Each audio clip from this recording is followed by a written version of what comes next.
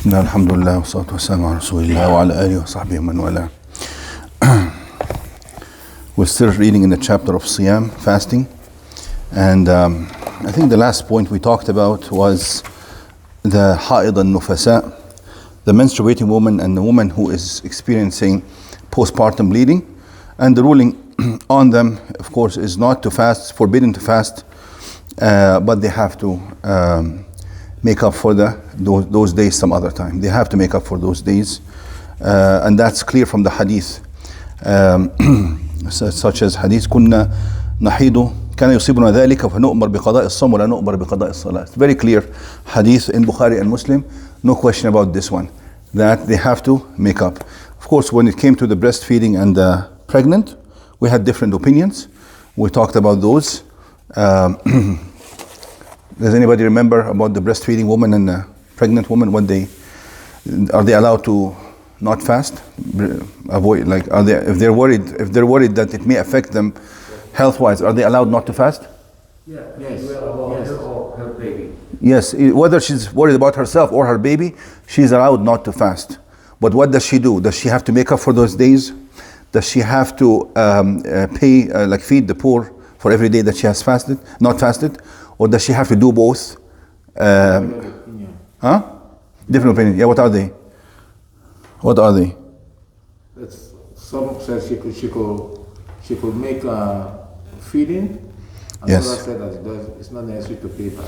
Yes, some said that she has to make up for the days by fasting some other days. Some scholars said that she can just do the fidya, and both opinions are really strong, either this or that, equally strong. Or she has to just feed a poor person for every day that she did not fast, and that's up to the person to choose. Whoever chooses this opinion or that, neither is wrong. Okay, and does she have to do both? Make up for the fasting and feed the poor, like some scholars said? Does she have to do that? No, that's really, there's no evidence to obligate her to do both. And of course, I mentioned to you before that Ibn Hazm said that she doesn't have to do either one. Remember that one? Just to mention it, but not too many people said that. Okay. Yeah, I don't think anybody will feel comfortable just to let it go like this, not to make up for the days and not to feed the poor. But he has his opinion on this matter, and he's a great scholar. So it has to be respected still. The next point, but as I said, for the menstruating and postpartum lady, they have to make up for the days. There's no other, unless of course they get sick. If they get sick after that and they cannot fast, then they have the ruling of the sick person. If that sickness is prolonged sickness like diabetes or kidney failure, and they cannot really fast because it affects their health, then they have the ruling of the sick person, where they just feed the poor person for every day. Now, whoever eats or drinks or has sexual relationship with the wife, thinking that it is past sunset or before Fajr, thinking that it's still nighttime and it's still permissible to do these acts, but then he turns out to be that he was mistaken. He thought it was, for instance, 4 o'clock and it was like 5, and the Fajr was like 4:30, for instance. So, what is the ruling on this matter? I showed you before that for the traveler, for instance, that the traveler is allowed to break the fast even if he had woken up that day with the intention of fasting. Even if he woke up still within the town, which means he's obligated to fast. He's still in town, obligated to fast. But I showed you that he can break the fast once he's sure that he's going to go out on the journey, correct? Although breaking the fast in this situation was against like 3 of the 4 schools of law. 3 of the 4 schools of law said no, he's not allowed to break the fast. But we saw from clear evidence that the right opinion or the stronger opinion that's supported by the evidence could be totally outside many of the schools of law. And we showed as well that he's allowed to break the fast even before he goes out of the town. And that's against the 4 schools of law. Well, only a few scholars like Ibn Taymiyyah, Shawkani, or Ibn Hazm said that he's allowed to break the fast still within the town as long as he's getting out now, or he's definitely going to travel.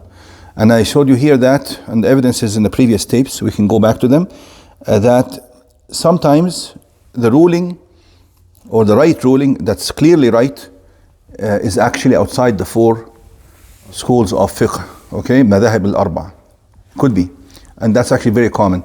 This one here as well.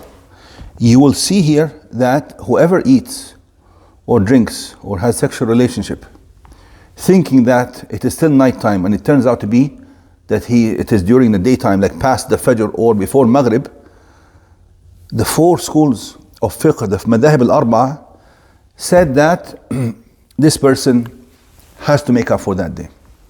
Has to make up for that day, alayhi al-qada. And they basically referenced the verse وَكُلُوا وَاشْرَبُوا حَتَّى يَتَبَيَّنَ لَكُمُ الْخَيْطُ الْأَبْيَضُ مِنَ الْخَيْطِ الْأَسْوَدِ مِنَ الْفَجْرِ. You're only allowed to eat and drink till the break of dawn from the ayah. And they also cited a hadith عن أسماء بنت أبي بكر الصديق رضي الله عنها عنهما قالت أفطرنا على عهد النبي صلى الله عليه وسلم يوم غيم ثم طلعت الشمس قيل لهشام بن عروة ابن الزبير. Basically Hisham ibn Urwa would be her grandson. Zubair ibn Awam is her husband, and then Hisham ibn Urwa ibn Zubair will be her grandson. He says قيل لهشام فأمروا بالقضاء. He was being asked, I will translate. فأمروا بالقضاء قال لا بد من قضاء. قال لا بد من قضاء. حديث أخرجه البخاري. This hadith narrated by Asma bint Abi Bakr radiallahu anhu, may Allah be pleased with both of them. She says, we broke our fast at the time of the Prophet ﷺ, thinking that it was sunset or past sunset, and في يوم غيم, it was cloudy that day.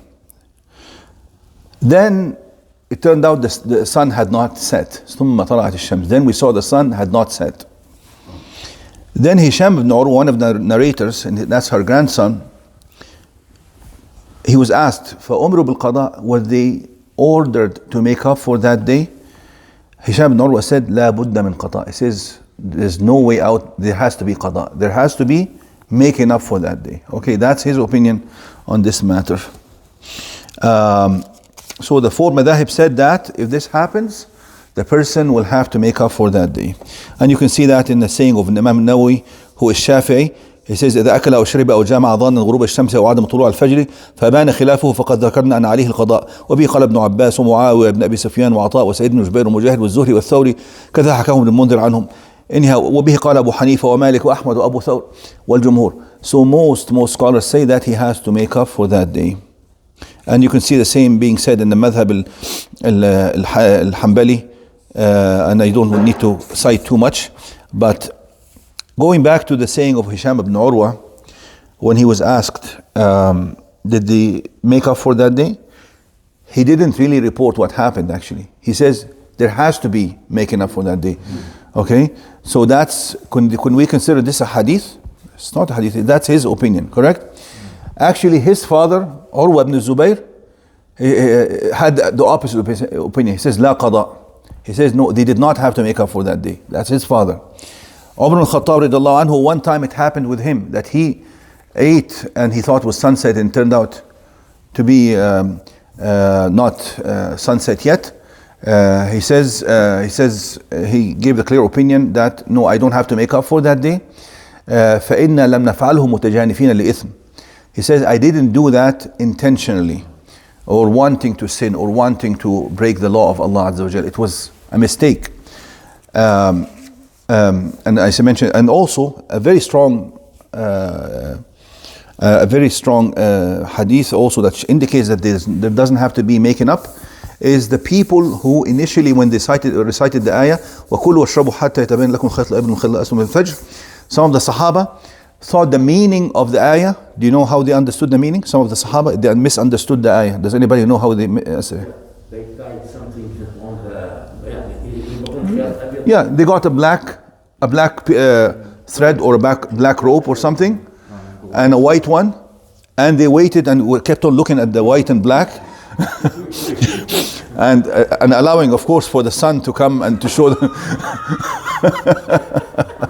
Once the sun was strong enough to show them which is white and which is black, then they stopped eating. And when they went and asked the Prophet ﷺ, of course, he told them, no, you misunderstood the ayah. إنما ذلك سواد الليل وبياض النهار. He says, no, the ayah is talking about the horizon, the line of darkness and the line of brightness of the day, okay? And this shows that Quran frequently uses a language of analogy. ضرب المثل يعني. Okay, it's clearly, this is not a khayt. This is not a piece of thread or a rope, as you can see, okay?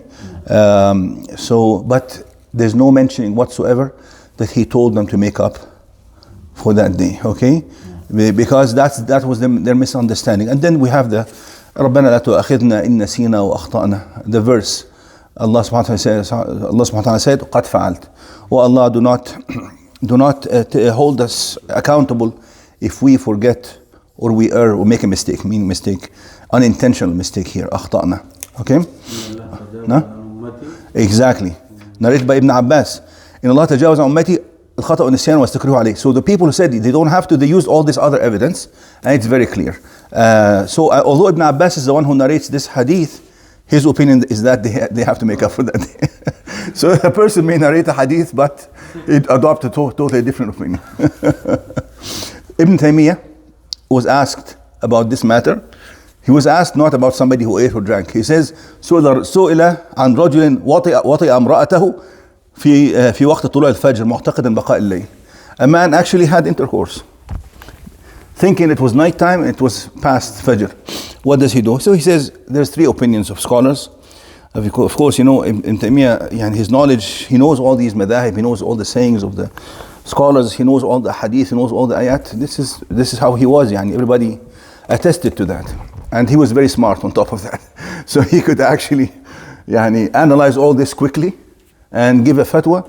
And his fatawa, if you look at the fatawa of Ibn Taymiyyah, it's like somebody wrote a book and edited the book multiple times. While these fatawa were his just being asked and responding spontaneously. His students were writing, and if you read the fatawa, you can get lost as to the depth of how he goes into the subjects and then goes out and goes back again. It's extremely complicated. Then he says three opinions. Some scholars say عليه القضاء والكفارة. Here kafara because it was intercourse, it wasn't just eating and drinking.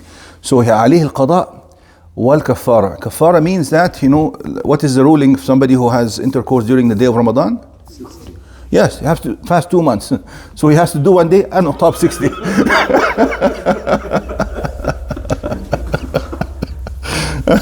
And this he says, وهو المشهور من مذهب أحمد. He says this is the preponderant opinion of madhab Imam Ahmad. That's his madhab actually. He is Hanbali. He's the followers of Imam Ahmad bin Hanbal. He says this is the preponderant opinion of Imam Ahmad. He says, but this is how it should be when somebody gives a fatwa. That he should tell you all the opinion and then not just give you one saying, as long as he knows that you will understand, and then tell you what he thinks is the strongest one. Then he says the second one, عليه القضاء. All he has to do is just make up for the day. وهو مذهب أحمد وهو مذهب أبو حنيفة وهو قول ثاني في مذهب أحمد. The second opinion, second order opinion مذهب أحمد. And this is the madhab of Abu Hanifa or Shafi'i or Malik. Okay, so all the madhab said he has to do something. But then he says, وَثالث لا قضاء عليه ولا كفر. وهذا قول طوائف من السلف كسعيد بن جبير ومجاهد والحسن وإسحاق وداود وأصحابه والخلف وهؤلاء يقولون. Anyhow, he says this is basically what he's chosen. He says وهذا القول أصح الأقوال وأشبهها بأصول الشريعة. He says this is the saying or the verdict that conforms with the basis of Sharia. The last one? Yeah, the last one. Okay. Yeah, that there's no responsibility on him. ربنا لا تؤاخذنا إن نسينا وأخطأنا. He made a mistake, but with the condition that he's not, fooling around. He's not. He has to be attentive and make his due diligence in knowing if it's a definite mistake after he's done all the precautions, not to make such a mistake. Yes, it's a mistake. But if somebody is just neglectful and he just wakes up at night and does whatever he wants and then goes and looks at the clock, no. This definitely doesn't apply to him. It applies to somebody who is very sincere, very eager to do things the right way and takes all the precautions and then falls into a mistake. You will see what she chooses here, the author of this book. He says this saying goes with the usul al-sharia. Anyhow, it says, فإن الله رفع المؤاخذة عن الناس والمخطئ وهذا مخطئ. وقد أباح الله الأكل والوطء حتى anyhow he says this is a mistake. Anyhow this is what she chose here. والذي أختاره في ذلك وأرجحه هو ما ذهب إليه شيخ الإسلام ابن تيمية رحمه الله وموافقوه أن من أكل وشرب أو جامع ظن غروب الشمس. Anyhow she chose this opinion as well in this book. He says وهذا إن لم يفرط. That's if it was not out of negligence. أما إن فرط في تحري معرفة الوقت, if he was careless, فالذي أرجحه هو ما ذهب إليه الأئمة الأربعة. If he's careless, he goes back to the 4 imams. Then he may even have to do kafara, like 2 months on top of the one, according to what he's done. Okay, finally, I just actually we'll leave this second point till next time. But related to this is somebody who ate or drank, not like forgetting that he was fasting. What is the ruling on this one? Forgetting. This is he made a mistake. Nothing. Exactly. But because we have clear hadith on this matter, من أفطر من أكل وشرب ناسيا في رمضان فإنما أطعمه الله فليتم صومه فإنما أطعمه الله وسقاه. We have a text. Nobody. Yes, exactly. Then hadith says no, he continues his fasting, no problem. This is like a rizq, a provision that Allah has given him out of his generosity. But if he's forgetting and you see him forgetting, what is your duty? Don't tell him anything. You have to tell him. Yes. No, not after. No. Right away. No, right away. You don't let him drink or eat, because he's forgetting, but you don't. You know what's going on, right? Yes. It's like somebody makes a mistake in the Quran in the recitation. You correct him. What? Or you do 3 rakat instead of 4. What do you do? And you say, okay, I'm also going to forget. You have to. You have an obligation. Amr bil ma'ruf wa nahy. You have to remind him. Because it's a totally different scenario. You know that he's fasting. It's Ramadan. You can't allow for this to happen, and you know that he's doing it unintentionally. He has forgot. Are you okay? Are you eating? كيف يا شيخ؟ أنا حتى قال إنه تركي خلص الميمات وعاد ولا انتصر. I don't know how you would say that. Maybe some scholars said that, but I'm not really comfortable with that at all. You have to. This is, if somebody is eating or drinking in front of you in Ramadan, you don't know what he's doing, whether he's forgetting or intentional. You have to tell him, give him amr ma'ruf wa nahy al munkar, right? You don't know his mind, what's in his mind. So if you don't tell him, this goes against the basic ruling of amr ma'ruf, enjoining good and forbidding evil, correct? Yes. But I'm interested to know which imam said that, or which scholar, which mufti said that. We'll stop here, inshallah. So what's the ruling if the person remembers while in the act of, having the intercourse?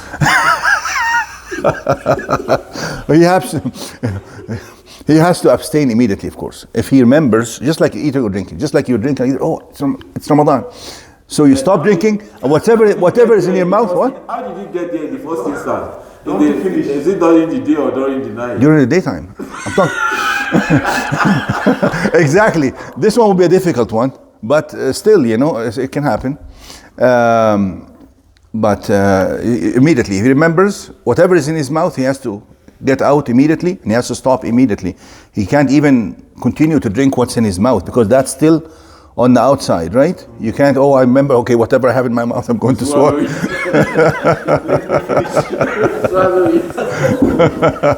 We'll stop here, inshallah.